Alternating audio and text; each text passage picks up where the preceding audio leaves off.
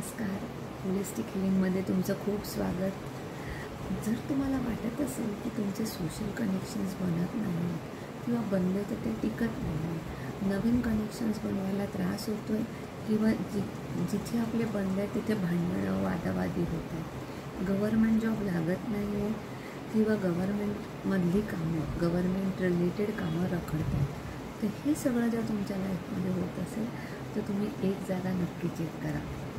घराच्या मधोमध उभं राहून साधारण 80 डिग्री असे 80 डिग्री ते 100 डिग्रीच्या मधली जी जागा आहे ती आपल्या घराची पूर्व दिशा आहे.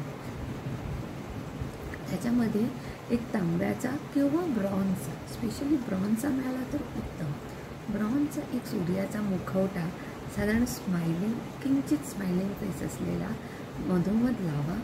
दुसरं म्हणजे ती जागा पूर्णपणे क्लटर फ्री करा, कुठलाही तिकडे अडचण अडगळ येणार नाही याची काळजी घ्या.